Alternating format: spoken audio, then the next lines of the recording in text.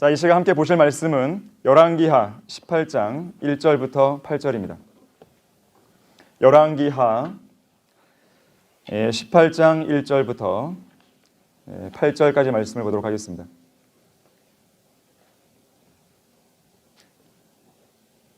이 남왕국 유다를 개혁한 5왕 중에 한 인물이 등장하는데 바로 히스기야에 관한 내용입니다. 자, 18장 1절 보시면 열왕기하입니다. 엘라의 아들 이스라엘 왕 호세아 제3년에, 자, 북왕국 이스라엘 말하는 거죠. 여기서는요. 제3년에 유다의 남왕국 유다입니다. 아하스 왕의 아들 히스기야가 치리하기 시작하니라. 그가 치리하기 시작할 때 25세였으며 그가 예루살렘에서 29년을 치리하니라. 또한 그의 어머니의 이름은 아비로 사카라의 딸이더라. 그가 그의 조상 다윗이 행한 모든 것을 따라 주의 목전에 옳은 것을 행하였더라. 그가 산당들을 제거하고 형상들을 부수며 아세라들을 베어내고 모세가 전에 만든 놋뱀을 산산조각 내었으니 이는 그때까지 이스라엘 자손이 그것에다 분향하였습니다라. 그가 그것을 느후스탄이라 불렀더라. 히스기야가 이스라엘의 주 하나님을 신뢰하였으니 그의 이후로는 유다의 모든 왕 가운데 그와 같은 자가 없었으며 그의 이전에도 없었더라. 그가 주께 밀착하고 그를 따르는 데서 떠나지 않았으며 주께서 모세에게 명령하신 그의 계명들을 지켰더라. 주께서 그와 함께 하시니 그가 어디로 나가든지 번영하였더라.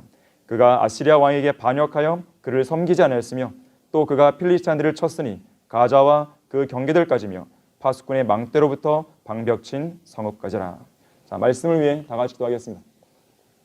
감사하신 아버지 하나님, 우리는 전체 3박 4일의 여정 속에서 우리는 오늘 마지막 시간을 갖게 됩니다.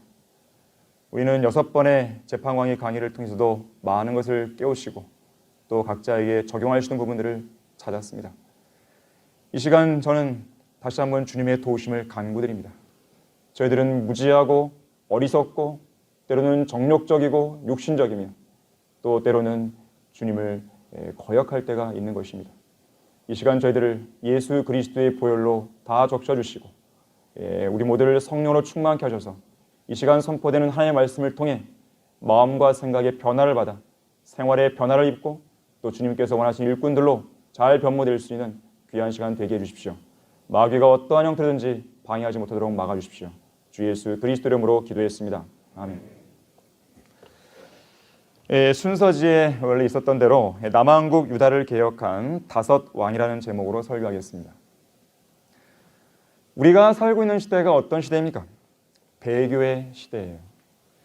부흥과 개혁의 시대가 아니라 쇠락과 타락의 시대입니다. 하나님과 그분의 말씀인 성경의 권위는 온데간데 없고 오직 사람들의 인권만 중시되는 시대인 것이에요. 복음과 선교의 문이 활짝 열린 필라델피아 교회 시대가 아니라 복음과 선교의 문이 거의 다 닫혀버린 라오디게아인들의 교회 시대예요. 마음속에 뜨거운 열정이 넘쳐나는 시대가 아니라 덥지도 차지도 않은 미지근한 마음의 시대입니다. 지식은 있는데, 있는 정도가 아니죠. 지식은 많은데, 지식은 넘쳐나는데 그 지식이 좀처럼 실행으로 옮겨지지 않는 시대예요. 필라델피아 교회 시대에 그 시대를 살았던 성도들이 오늘날 배교의 시대를 살았던 성도들보다 성경적 지식이 더 많아서 부흥을 이룬 게 아닙니다. 중세 암흑 시대를 살았던 순교들 역시나 오늘날 배교의 시대보다 지식이 더 많아서 순교한 것이 아니에요. 그들은 자기들의 목숨을 내놓을 정도로 하나님과 성경을 너무나 사랑해서 아무리 아는 지식이 적어도 자기들이 배우고 아는 만큼은 있는 그대로 성경 말씀을 실천했을 뿐이에요. 하지만 이 마지막 배교한 교회 시대를 살아가는 교회들의 실상을 보십시오. 육신의 정욕, 안목의 정욕, 생의 자랑에 사로잡혀서 숨만 겨우 붙어있는 상태로 영적인 기근과 갈증으로 허덕이는 현대 그리스도인들의 실상을 보십시오. 과연 이 마지막 교회 시대에 믿음을 찾아볼 수 있겠습니까? 성경대로 믿는 믿음을 찾아볼 수 있겠습니까? 선지자 엘리야 시대에 바알에게 무릎 꿇지 않은 7,000명과 같은 그런 사람들을 찾아볼 수 있겠습니까? 과연 이 세상 교회들 안에서 무슨 희망을 발견할 수 있겠습니까?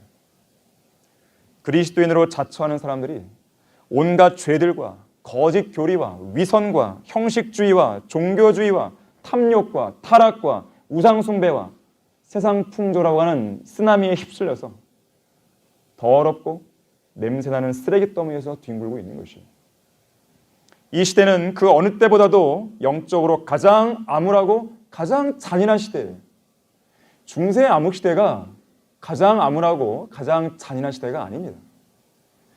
경건의 능력이 상실된 시대, 영적 감각이 상실된 시대, 바른 성경과 진리, 성경적 가치가 상실된 시대, 주님을 향한 뜨거운 열정과 사랑이 상실된 시대, 높은 곳으로부터는 능력이 상실된 시대, 진정한 헌신과 하나님을 향한 절대적인 복종이 상실된 시대, 재림에 대한 살아있는 소망이 없고 거룩한 성별, 순교자의 정신과 자세가 부재한 시대, 선교와 구령의 열정이 모두가 다 상실된 그런 시대를 우리가 살고 있는 것입니다.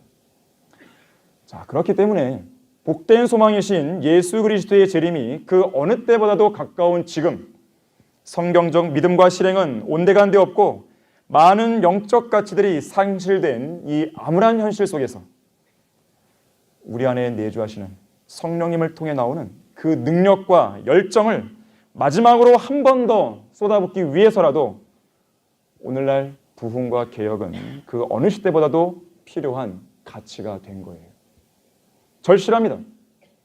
이 배교의 시대에, 이 쇠락과 타락의 시대에 부흥과 개혁은 2000년 교회사 속에서 그 어떤 시대보다도 간절히 필요하고 요청되는 시대인 거예요.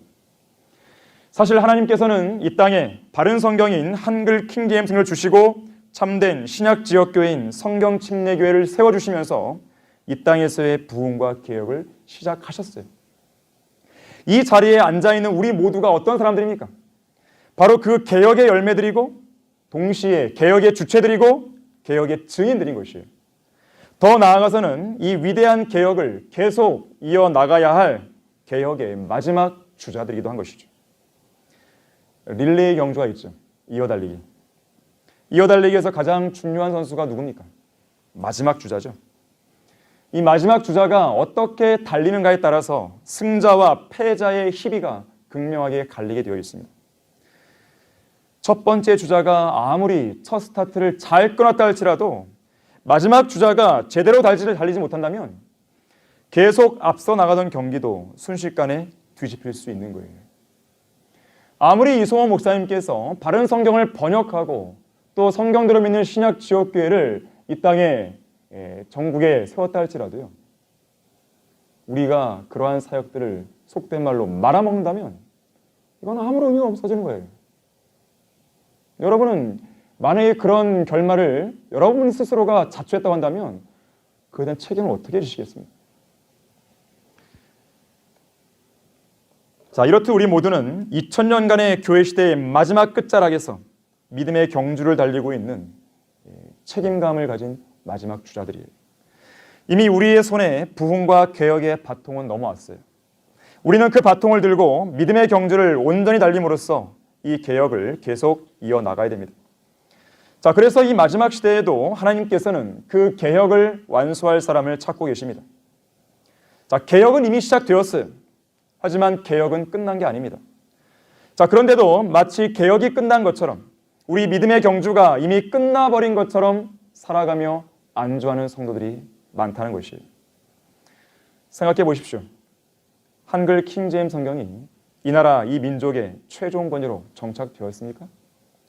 복음과 진리가 완전히 이 땅 전역에 확산되었습니까?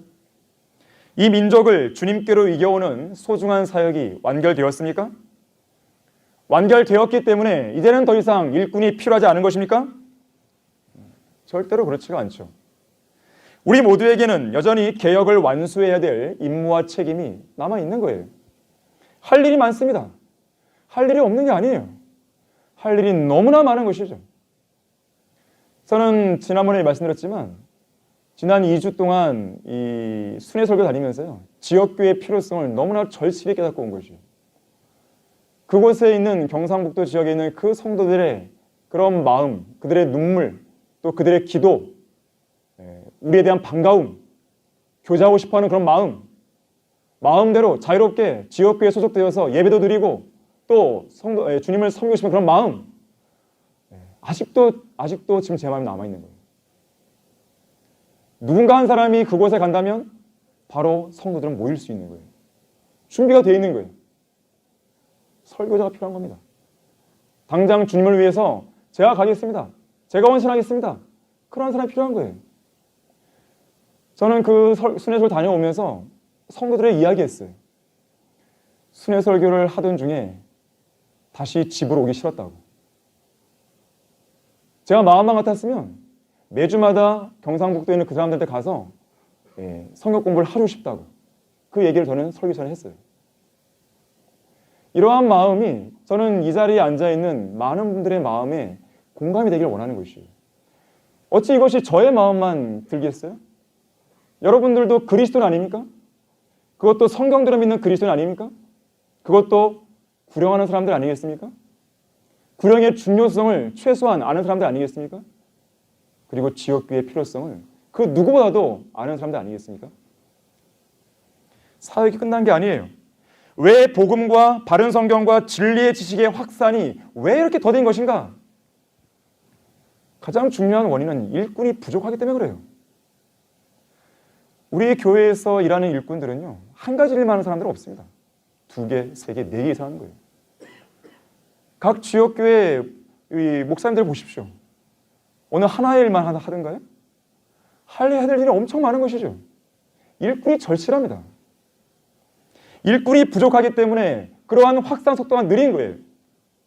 물론 보다 더 근본적인 원인은 현 시대가 배교의 시대이죠. 믿음을 찾아볼 수 없는 그런 시대가 있죠. 하지만 이런 현실을 앞세워서 일꾼으로 헌신하지 않는 자신의 모습을 정당화하거나 변명거리로 삼아서는 안 된다는 것이죠. 다윗의 아들 솔로몬 왕이 죽은 이후에 이스라엘은 북왕국 이스라엘과 남왕국 유다로 분열되었습니다. 북왕국 이스라엘은요, 단 한 번의 개혁도 부흥도 경험하지 못했어요. 오직 배교와 타락으로 시작해서 금송아지 숭배로 시작해서 금송아지를 숭배로 끝난 나라가 북왕국 이스라엘입니다. 하지만 남왕국 유다에서는 여러 명의 선한 왕들을 중심으로 부흥과 개혁이 일어났어요. 5차례의 중요한 개혁이 있었던 것입니다.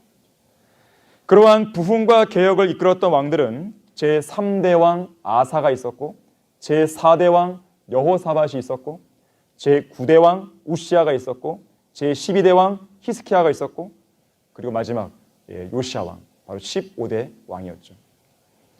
요시아가 마지막 개혁과 부흥을 한 것이죠. 요시아가 죽자 남왕국 유다는 쇠락의 길을 걷게 됩니다. 자, 부흥과 개혁을 이루려면 어떻게 됩니까? 첫 번째로 하나님의 목전에 옳은 일을 하셔야 돼요. 하나님의 목전에 옳은 일을 하셔야 돼요. 사람들의 목전이 아니에요. 기독교계 앞에서가 아니에요. 세상 사람들의 목전이 아니에요. 여러분들의 생각 앞에서가 아닙니다. 하나님의 목전에서요. 하나님의 눈앞에서요. 오늘 본문 3절에서는 히스키야 왕이 다윗이 행한 모든 것을 따라 주의 목전에 옳은 것을 행했다고 그랬어요. 역대기하 14장 2절에 따르면 아사 왕이 주 그의 하나님의 눈에 선하고 옳은 것을 행했다고 그랬어요. 열왕기하 15장 3절에서는 우시야 왕이 주의 목전에 옳은 것을 행했다고 말씀합니다. 마지막 개혁을 주도했던 요시야 왕 역시나 역대기하 34장 2절에서 주의 목전에 옳은 것을 행했다고 이야기하고 있어요. 구원받은 그리스도인은 우리 자신이 항상 주의 목전에 서 있다는 사실을 유념해야 됩니다. 우리는 주의 목전에서 옳은 일을 할 수도 있고 악한 일을 할 수도 있어요. 우리는 주의 목전에서 성경을 보고 기도를 하고 구령을 할 수도 있지만 때때로 주의 목전에서 죄를 행하고 수치스러운 일을 하기도 합니다. 자, 우리는 주의 목전에서 겸손히 행할 때도 있지만 주의 목전에서 교만하게 말하거나 교만하게 행동하기도 합니다. 우리는 주님의 목전에서 보상을 받기도 하지만 주님으로부터 오는 징계를 받기도 하는 거예요. 우리가 남몰래 은밀하게 죄를 지었다고 해서 그것을 아무도 안 보는 게 아닙니다. 역대기하 16장 9절에서 주의 눈은 온 땅을 두루 살핀다 그랬어요. 에스겔 11장 5절에서는 내가 너희 마음속에 생기는 일들을 일일이 안다 그랬어요. 오늘날 많은 성도들이 아직까지도 성별된 삶을 살지 못하고 있는 이유가 무엇입니까? 여전히 하나님의 사역에는 관심이 없고 말씀과 기도 생활에 게으른 이유가 무엇입니까? 여전히 옛날에 나쁜 습관에 젖어 있는 이유가 무엇입니까? 자기가 언제 어디에 있든지 하나님의 목전에 서 있다는 사실을 유념하지 않기 때문에 그런 거예요. 하나님께서 불꽃 같은 눈동자로 보고 계시는데 계속해서 죄를 짓고 있는 사람이 있다면 그 사람은 양심이 화인 맞은 것이에요. 밥 존스 시니어가 했던 설교 중에서 가장 강력했던 설교는 하늘이 무너져도 옳은 일을 행하라는 제목의 설교였습니다. 이렇게 말했어요. 두 단어로 이루어진 가장 위대한 영어 표현은 do right다. 옳은 일을 하라 그 말이죠. 옳은 일을 위한 기회를 얻으려고 불의를 행하는 것은 결코 옳지 않다. 옳은 길은 항상 올바른 목적지로 이끈다. 옳은 길은 누구와 함께 가도 타협이 아니지만 그릇된 길은 누구와 함께 가도 타협이며 단 한 발자국을 가더라도 타협이 된다 하겠어요. 자, 우리 역시 그런 발자취를 따라가야 됩니다. 옳은 일을 행할 때는 항상 희생이 따르기 마련이에요. 하지만 어떤 희생이 따른다 해도 비진리와 타협해서는 안 됩니다. 변개된 성경을 사용하고 비성경적 진리를 실행하는 어떤 교회와도 우리는 함께할 수 없어요. 그 어떤 사람과도 우리는 함께할 수 없어요. 우리는 항상 어떤 것이 편리한가, 어떤 것이 유익한가 이렇게 물으시면 안 돼요. 어떤 것이 옳은 것인가? 이 질문을 던져야 돼요. 어떤 것이 성경적인가? 이 질문을 던지셔야 됩니다. 불의한 일에 대해 입을 다물고 있는 것은 옳게 행하는 태도가 아니에요. 의에 대해서만 이야기하고 불의에 대해서는 침묵을 지키는 설교자는 반쪽짜리 설교자입니다. 참된 사랑이 뭐예요? 불의를 기뻐하지 않고 진리를 기뻐하는 거예요. 의에 대하여 깨어있되 죄를 짓지 말아야 되죠.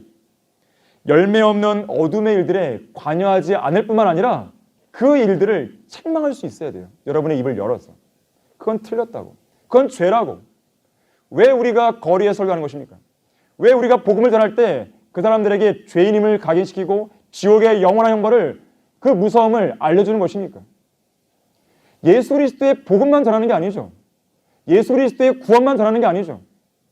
왜 그 사람들이 구원받아야 되는지 그 사람들의 심각한 상태가 어떤 상태인지를 알려줘야죠. 죄에 대해서, 지옥에 대해서는 말하지 않고 그저 하나님은 사랑이십니다. 이 말만 해가지고서는 아무도 구원할 수 없는 거예요. 다 지옥으로 가버린 것이죠. 밥존스 씨는 계속 말합니다. 나는 나의 심판자이신 하나님의 목전에서 나는 여러 해 동안 복음의 설교자로서 모든 문제를 단 한 가지 방법으로 대처하려고 해왔다.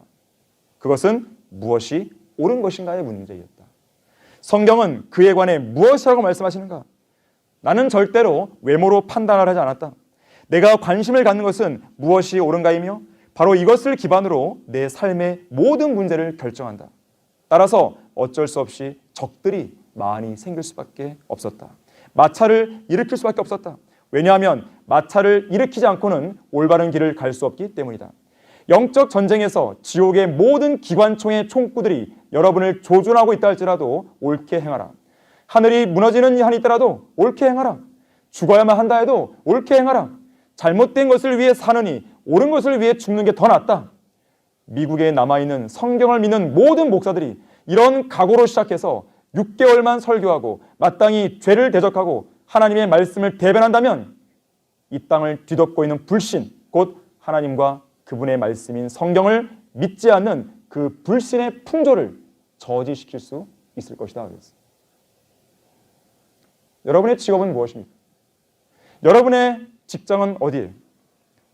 여러분은 여러분의 직업에 대해서 하나님의 승인을 받으셨습니까? 여러분이 지금 구상하고 있는 인생 계획은 하나님께서 허락하신 계획입니까?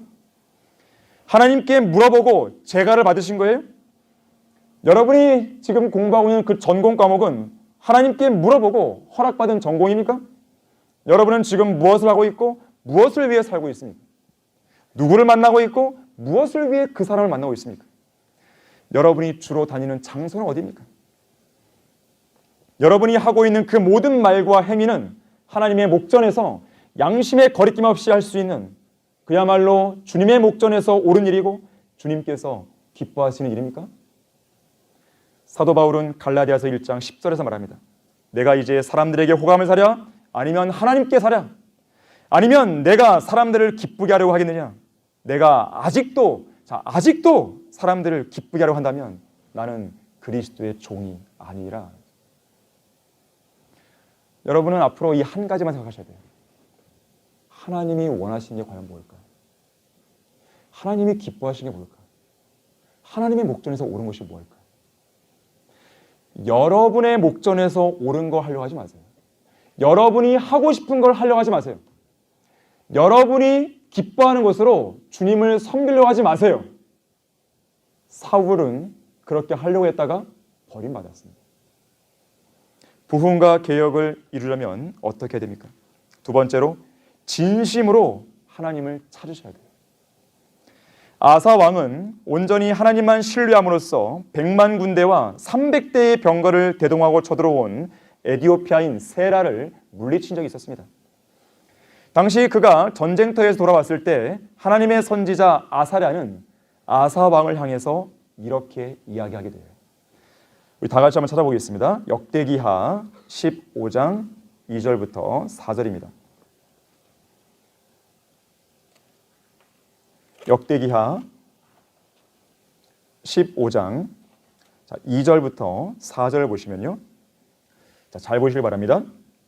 그가 아사를 맞으러 나가서 그에게 말하기를 아사와 온 유다와 베냐민아 너희는 내게 들으라. 너희가 그분과 함께하는 한 주께서 너희와 함께하시고 너희가 그분을 찾으면 너희를 만나 주실 것이나 만일 너희가 그분을 버리면 그분께서도 너희를 버리시리라. 오랜 세월 동안 이스라엘은 참 하나님도 없이 가르치는 제사장도 없이 율법도 없이 지내왔느니라. 그러나 고난에 처한 그들이 이스라엘의 주 하나님께로 돌이켜 그분을 찾으니 그분께서 그들을 만나 주셨느니라 그랬습니다. 7절도 보십시오. 7절 그러므로 너희는 강하게 되고 너희의 손이 약해지지 않게 하라. 이는 너희의 행위가 보상받을 것임이라 하더라. 자, 어떤 행위일까요? 앞에 나왔던 세 가지 명령이에요. 2절에 하나님과 함께하라. 두 번째 하나님을 찾으라. 세 번째 하나님을 버리지 말라. 자, 이 세 가지 명령에 순종하면 7절 말씀대로 그 순종에 합당한 보상을 받습니다. 자, 이것은 동시에 영적 부흥과 개혁을 위한 아주 중요한 요소예요. 만일에 하나님과 함께하지도 않고 하나님을 찾지도 않고 오히려 하나님을 버리게 되면 부흥과 개혁은 먼 나라 이야기가 되는 거예요. 마지막 개혁을 주도했던 요시야 왕은 어렸을 때부터 하나님을 찾았다고 했어요. 어렸을 때부터. 역대기하 34장 1절과 3절에 의하면 요시야 왕은 8살의 나이에 8살이면 우리로 본다면 초등학교 1학년인가요? 8살의 나이에 보좌에 올랐습니다. 그런데 이렇게 말씀하죠. 그의 7이 제8년에 7이 한 지 제8년이에요. 그러면 16살 되겠죠.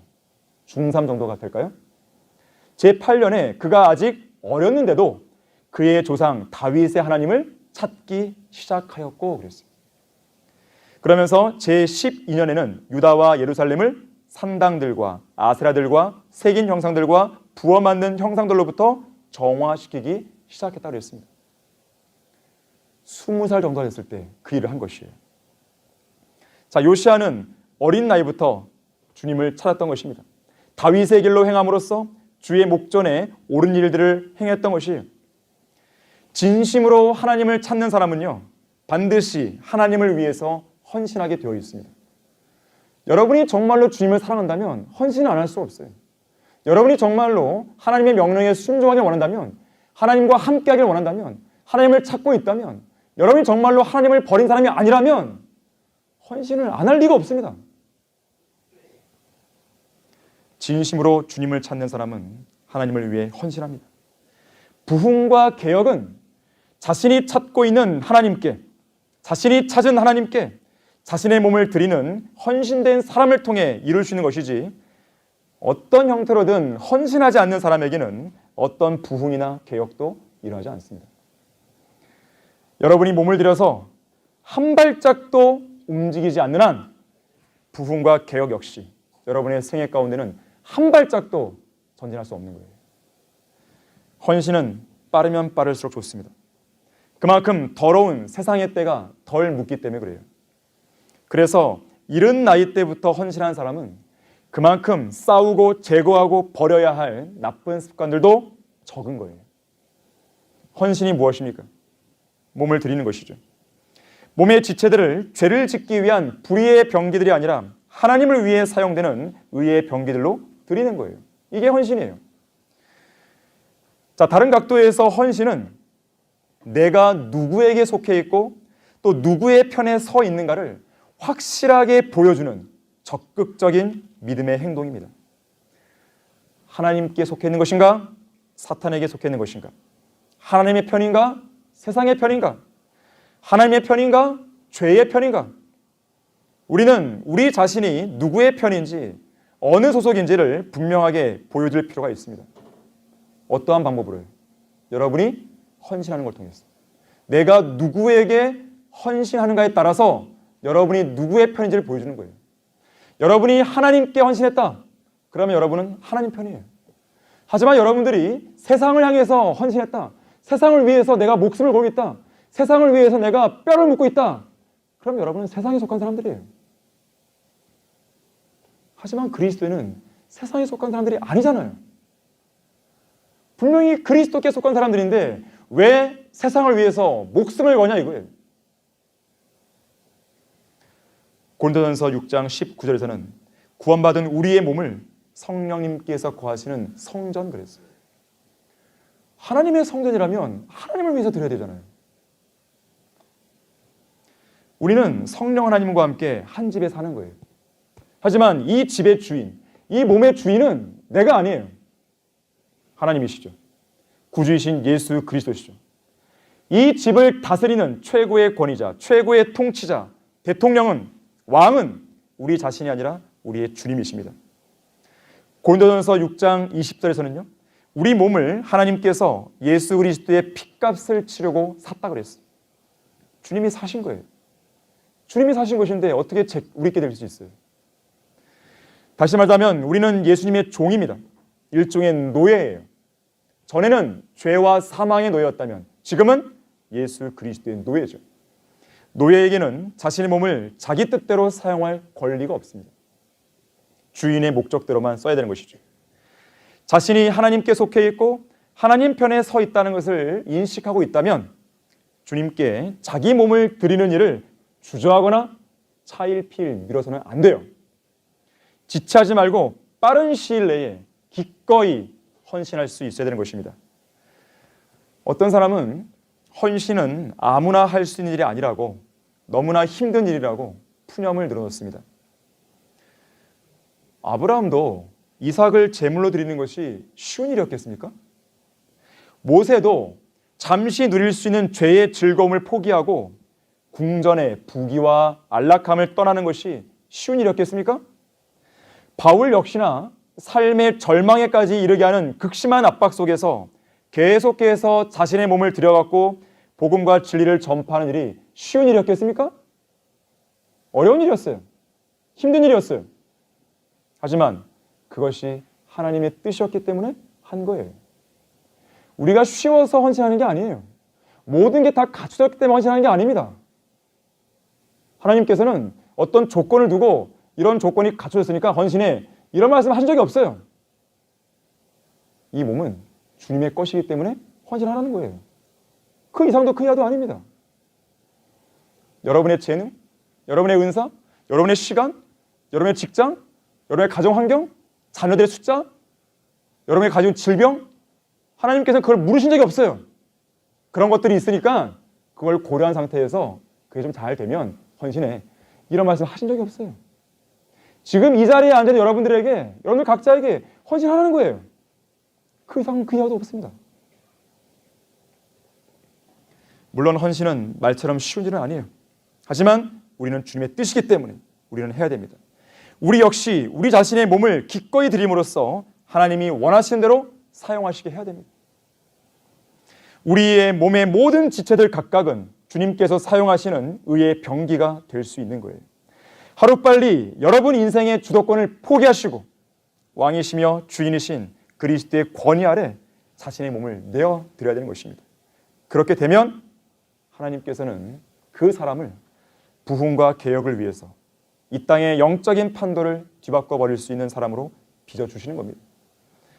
부흥과 개혁을 이루려면 어떻게 됩니까? 자, 세 번째로 모든 우상들을 제거하셔야 돼요. 아사 왕은 이방 신들의 제단들, 형상들, 아세라들을 찍어 없앴습니다. 심지어 열왕기상 15장 13절에서는 그의 어머니가 우상 숭배자라는 이유로 그 태우의 자리에서 그 어머니를 폐위시켜 버렸어요. 요시아 왕은 어땠습니까? 어린 나이 때부터 우상들을 제거했습니다. 산당들, 아세라들, 형상들, 바알들의 제단들을 부숴버렸습니다.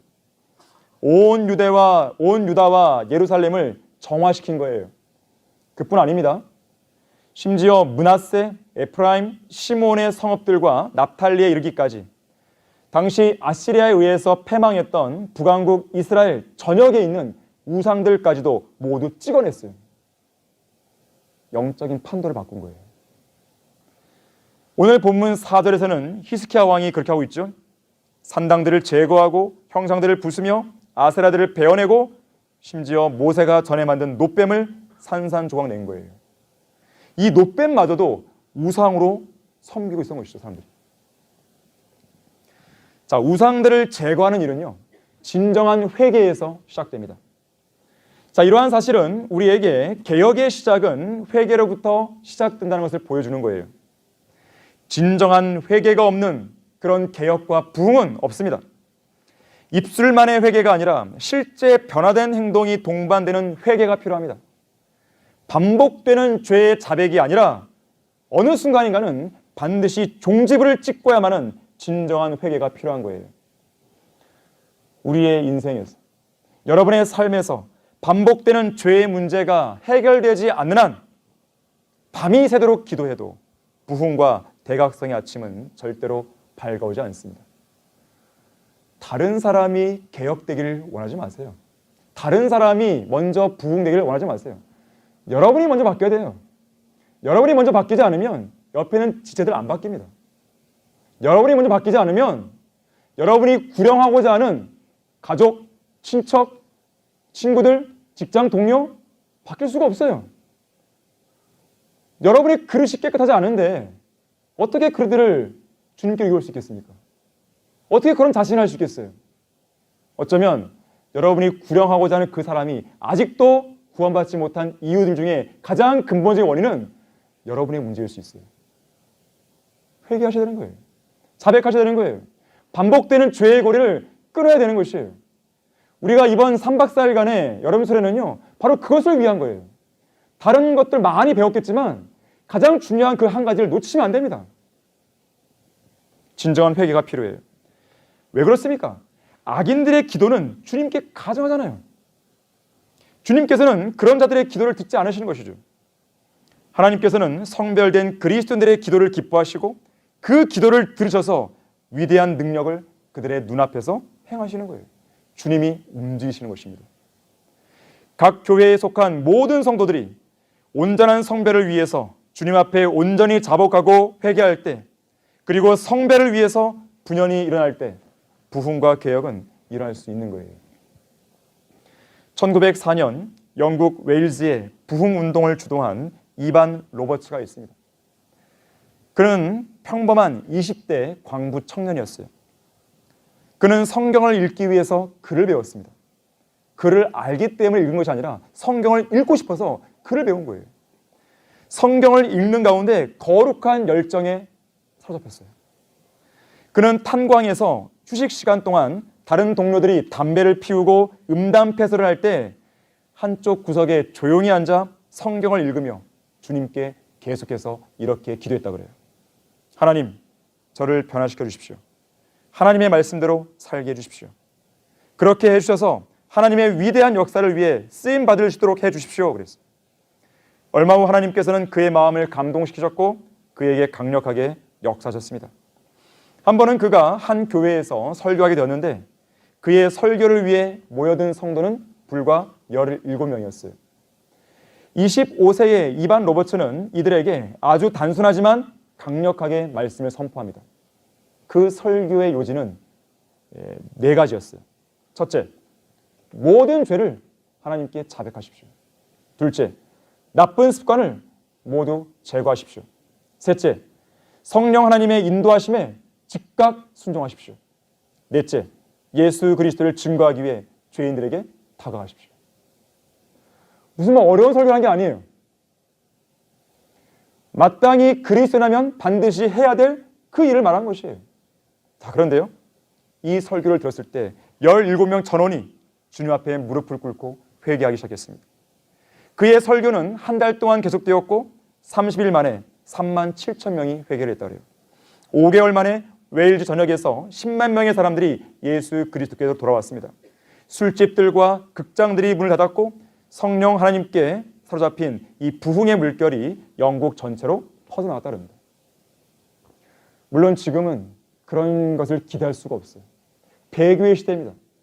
자, 그러나 그런 대규모의 부흥과 개혁을 우리가 기대할 수는 없다 하더라도 여러분 주변에서, 여러분이 거리에 설교하는 그 현장에서, 불행 현장에서, 여러분의 가족 가운데, 여러분의 교회 가운데, 아니면 여러분의 이웃 가운데 이런 일들이 나타날 수 있는 거예요. 저는 이번 순회 설교 기간 동안에 그런 걸 경험하게 된 것이에요. 거리 설교를 하고 영접 기도를 하는데요, 그 설교를 들었던 시장 상인들이나 그리고 어떤 공원이나 카페 앞에 앉았던 그런 사람들이 바로 그 자리에서 영접 기도를 하는 거예요. 저로서는 새로운 경험이었습니다. 그런 일들이 여전히 있을 수 있다는 것이죠. 자, 여러분도 마찬가지예요. 자, 여러분이 누군가에게 복음을 전한단 말이에요. 그 복음을 들은 사람이 그 자리에서 구원받았어요. 이게 개혁이 아니고 뭐겠어요? 이게 부흥이 아니고 뭐겠냐 이거예요. 자, 그러한 사람들이 1명, 2명, 3명, 4명 계속 일어난다고 생각해 보십시오. 그것부터 시작하는 거예요. 거기에서 여러분의 안에 있는 부흥과 개혁은 시작되는 것입니다. 너무 어렵게 생각할 필요도 없는 것이에요. 형식적이고 입술만의 회개는 이제 그만둬야 됩니다. 입술만의 회개는 그만둬야 돼요. 일회용 회개, 일회용 회개는 필요 없어요. 세상을 향한 사랑, 육신적인 일들 지금 당장 포기하셔야 돼요. 우리 다 같이 역대기하 7장 14절을 보겠습니다. 역대기하 7장 14절이에요.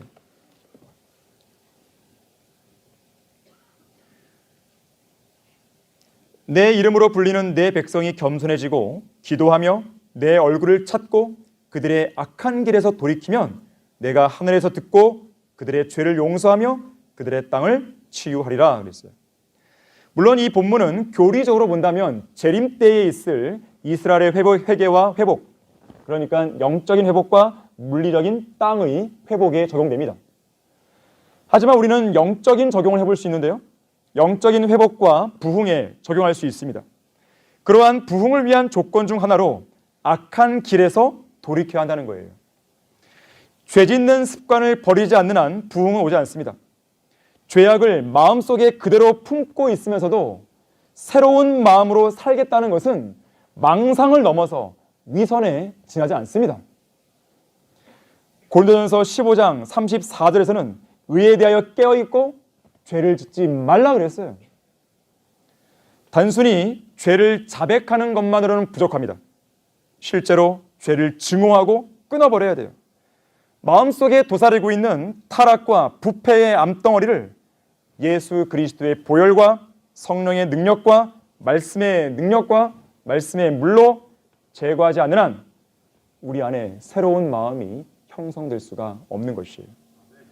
오늘날 부흥과 대각성이 좀처럼 일어나지 않는 가장 큰 원인은 그리스도인으로서의 정체성을 잃어버린 채 제멋대로 자기 생각대로 주님을 섬기고 죄 가운데 빠져 살기 때문에 그렇습니다. 양심이 화인 맞은 성도들이 너무 많은 것이에요. 이 자리에 앉아있다고 해서 자동으로 성경대로 믿는 그리스도인이 되는 게 아니에요.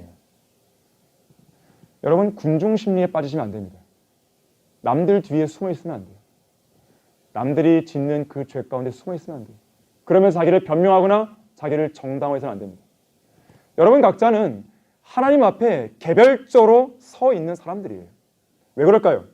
성령 하나님께서 여러분들 안에 각자 다 계시잖아요. 우리는 누구에게 보여줄 필요도 없어요. 또 누가 이렇게 하니까 그렇게 따라하자, 그런 것도 필요 없어요. 하나님께서 여러분에게 명령하신 것, 그것만을 여러분이 주님의 목전에서 행할 수 있으면 되는 것입니다. 그러면 늘 떳떳할 수 있는 것이죠. 늘 떳떳할 수 있고 담대할 수가 있는 것입니다. 여러분은 구원받은 이후에 혹은 하나님의 말씀을 듣고 도전을 받은 이후에 그러한 기쁨과 열정이 너무나 커서 모든 죄들과 세상적인 즐거움들을 던져 버린 적이 있으십니까? 진리의 말씀으로 인한 기쁨이 너무나 커서 세상적인 오락, 세상적인 음악, 가치관, 세상적인 책들, 세상적인 모든 것들을 다 불태우고 완전히 버린 적이 있으십니까? 그렇게 하셔야 돼요. 성도의 몸은 성령께서 거하시는 성전이에요.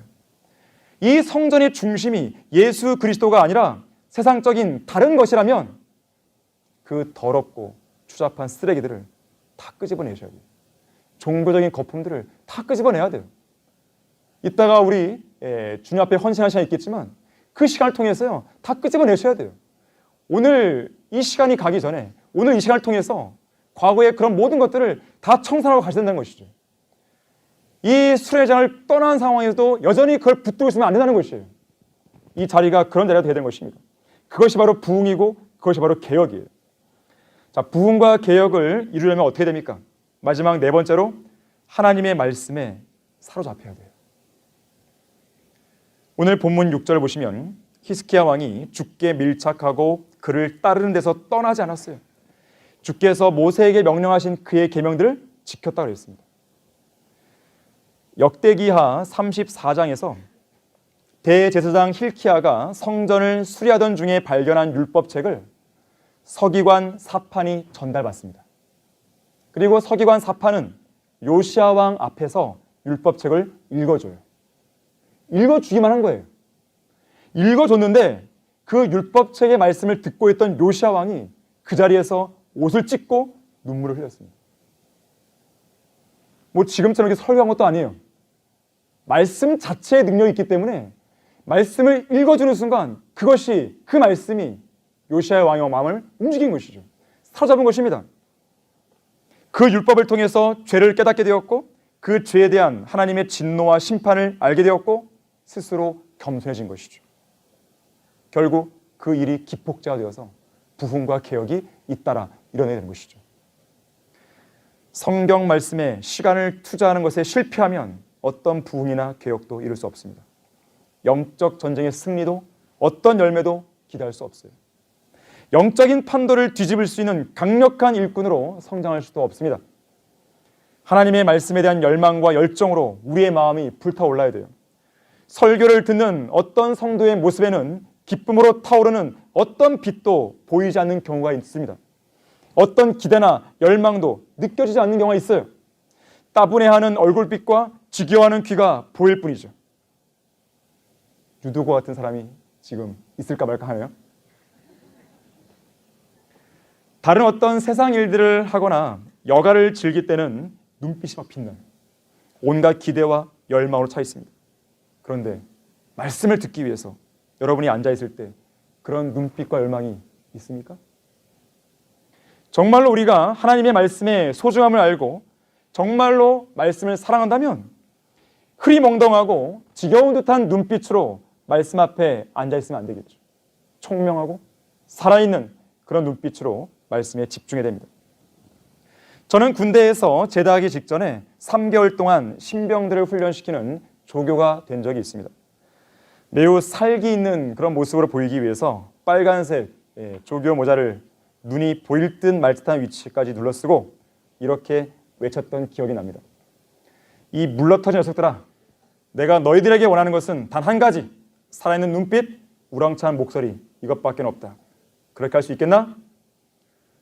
이 말을 제가 이 시간 하지 않도록 그렇게 여러분들이 살아있는 눈빛을 유지하십시오.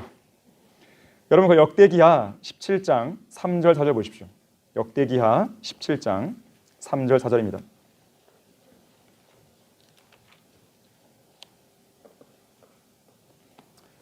또 하나의 개혁의 주인공 여호사밧이 나오는데요.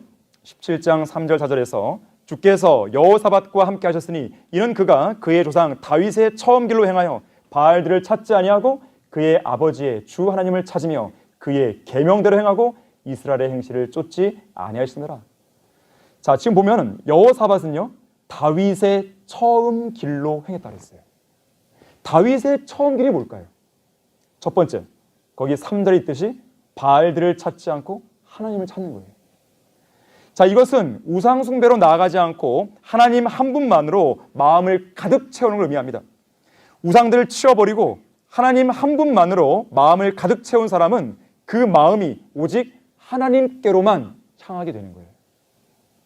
그래서 다윗 왕은 온 힘을 다해서 하나님의 언약궤, 하나님의 임재의 상징인 바로 그 언약궤를 예루살렘으로 가져오려 했었죠. 그뿐만이 아니죠.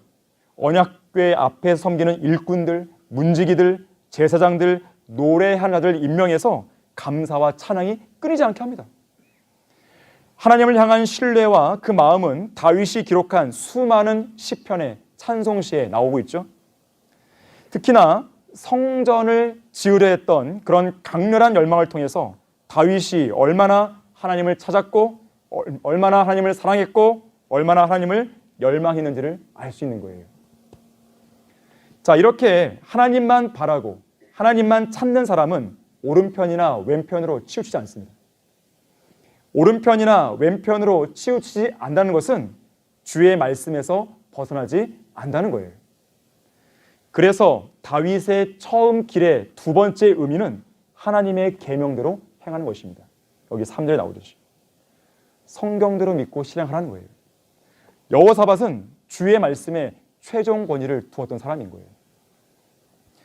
다윗의 처음 길의 세 번째 의미는요, 거기 나오듯이 북왕국 이스라엘의 행실을 쫓지 않는 거예요. 여호사밧이 통치하기 시작하던 때에 북왕국 이스라엘의 왕이 누구였냐면 아합이었습니다. 북왕국 역사상 가장 사악했던 왕이죠. 아합은요, 북왕국 이스라엘을 금송아지 숭배로 나아가게 했던 북왕국 이스라엘의 초대왕 여로보암보다도 더 사악한 왕이었어요. 왜 그럴까요? 금송아지뿐만 아니라 바알 숭배까지 첨가해버린 거예요. 바로 그 시대에 여호사밧이 활동했던 것이죠. 그래서 북왕국 이스라엘의 행실을 쫓지 않는다는 것은 뭐냐면 바알 숭배를 안 했다는 것이죠. 금송아지 숭배를 안 했다는 것이죠. 즉 우상 숭배를 하지 않았다는 거예요. 다른 말로 하자면 하나님만을 찾았다는 것이죠. 마지막으로 다윗의 처음 길은 네 번째로요, 주의 길에서 고무되어 우상들을 제거하는 거예요. 거기 17장 6절 보세요. 역대기하 17장 6절. 그의 마음이, 여호사밧의 마음이죠, 주의 길에서 고무되었으니 그가 유다에서 산당들과 아세라들을 제거했더라. 주의 길에서 마음이 고무되었더니 산당들과 아세라들, 우상들을 제거했다는 거예요. 시편 말씀에는 주의 길을 가리켜서 주의 진리다 그랬어요. 시편 86편 11절에서 주의 길을 주의 진리로 표현합니다. 또 시편 119편 15절에서는 주의 길을 주의 법규라 그랬어요. 이 말씀을 적용해 보면 주의 길에서 고무된다는 것은 진리의 말씀으로 마음이 고무되는 거예요. 우리가 왜 설교를 하는 것입니까? 왜 우리가 진리의 말씀을 가르치고 배우는 것입니까? 바로 그 목적이에요. 지금 여러분의 마음을 주의 길에서 고무시키기 위한 거예요. 그래서 고무돼야 돼요. 그렇지 않으면 이 시간은 여러분들에게 무의미한 시간이 되는 거예요. 저는 늘 설교 강단에 설 때마다 유념하는 것은 뭐냐면 여러분들의 마음이 움직이길 바라는 거예요. 여러분들의 마음이 바뀌길 바라는 거예요.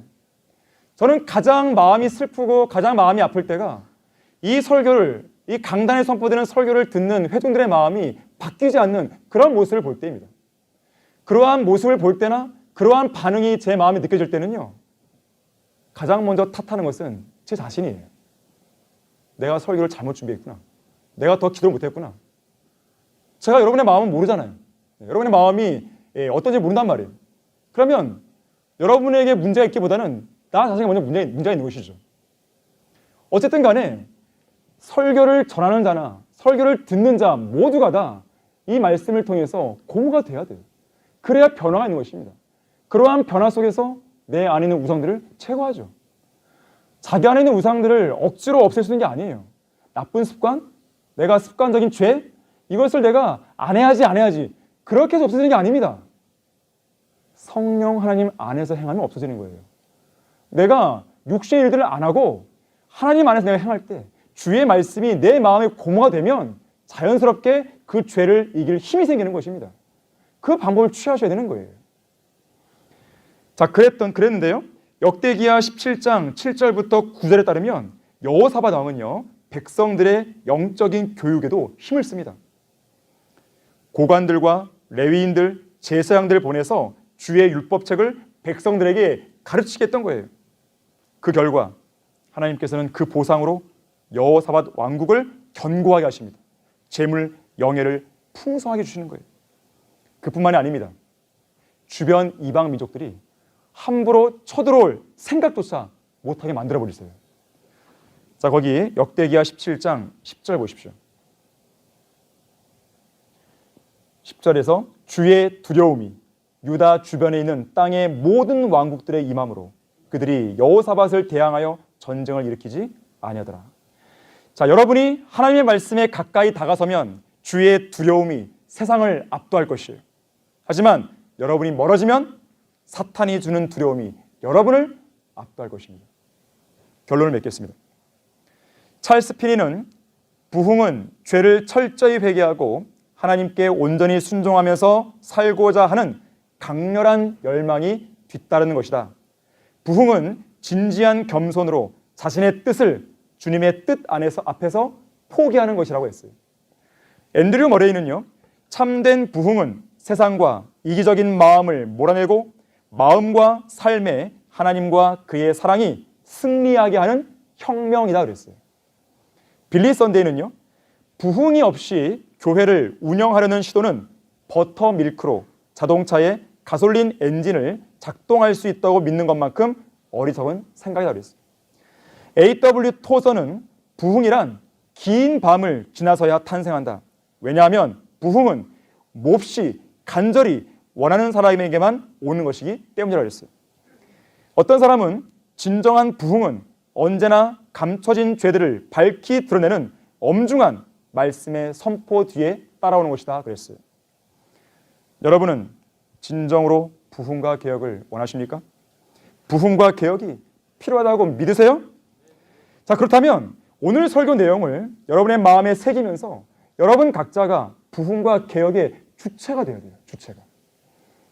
저 옛날 하늘에서 무슨 비가 오겠냐고 모두가 낄낄대고 비웃으며 수근거리고 있을 때 홀로 방주를 지으면서 의의 전파자의 역할을 신실하게 감당했던 노아처럼 카데스 바네아에서 가나안 땅의 거인들로 인해 모두가 좌절하고 낙심했을 때 그들은 우리의 밥이라고 담대하게 목소리를 높였던 여호수아와 칼렙처럼 모두가 거인 골리앗 앞에서 무서워 떨고 있을 때 전능하신 하나님의 이름으로 나아가서 믿음으로 담대히 맞서 싸운 다윗처럼 패색이 짙은 전쟁에서 믿음의 기도를 통해 싸움의 판도를 뒤집어버린 여호사밧 왕이나 히스기야 왕처럼 복음과 진리를 강력하게 선포함으로써 세상을 소란케 하는 자들이라 불렸던 사도 바울과 그의 동역자들처럼 그리고 믿음을 통해 왕국들을 정복하고 의를 이루고 하나님의 약속들을 받았던 성도들처럼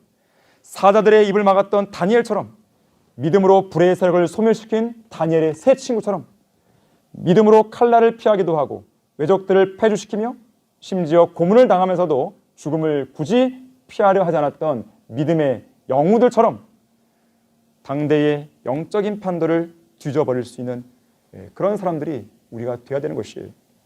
이 자리에 앉아있는 우리 모두는 이송호 목사님과 러크만 목사님 안에서 하나님이 이루신 성경적 지식의 진전과 열매들의 가치가 무엇인지를 아는 사람들이에요. 증인들이에요. 그렇다면 모든 영적 가치가 바닥을 치고 있는 이 배교의 시대에 두 분 목사님이 진리의 기치를 드높이면서 마지막 불빛을 비췄던 것처럼 우리 역시나 두 분 목사님이 행했던 사역과 열매들을 잘 알고 또 기억하고 온전히 따름으로써 우리 역시 마지막 때에 빛을 비추는 등불이 되어야 되는 것입니다. 반드시 그렇게 해서 영적인 무지와 어두움이 극심한 이때에 마지막 여러분의 혼신의 힘을 다해서 사탄이 망쳐놓은, 사탄의 세력들이 망쳐놓은 영적인 판도를 뒤집고 주도할 수 있는 진정한 믿음의 사람이 되어야 되는 것이에요. 성경적인 믿음과 경건의 능력을 찾아보기 힘든 이 배교의 시대에 여러분 모두가 여러분의 손안에 들려있는 그 말씀에 완전히 사로잡히는 성도가 되고, 또 진지한 기도와 진정한 회개로 부흥과 대각성을 온전히 이루어서 이 땅에서 개혁을 주도하는 마지막 주자가 될 수 있기를 간절히 바라겠습니다. 다 같이 기도하겠습니다. 감사하신 아버지 하나님, 우리는 3박 4일의 그 여정 중에 마지막 설교를 들었습니다. 저는 이 설교가 이 자리에 앉아있는 모든 성도들의 마음을 움직였기를 바라는 것입니다. 이 말씀에 반응해서 이제 주님 앞에 나와 헌신을 할 때에, 또 주님께 죄를 자백할 때에, 또 악의 악순환의 고리를 끊어버리려고 할 때에 주님께서 그 기도를 들으셔서 그 기도에 응답해 주셔서 정말로 실제로 입술만의 회개가 아니라 실제 행동으로 나타나는 그런 회개의 역사가 이 시간 일어날 수 있도록 도와주십시오. 주 예수 그리스도 이름으로 기도했습니다. 아멘. 우리 다 같이 하셔서요, 찬송가 483장 피아노 반주할 텐데요, 단 한 사람도 빠짐없이 제가 오늘 여러분들에게 권면하고 도전했던 대로 여러분들께서 주님 앞에 나와갖고요 자백하시는 거예요. 그리고 그 악선의 고리를 끊으시고 또 주님 앞에서 여러분이 헌신했으면 좋겠습니다. 다 그렇게 하십시오.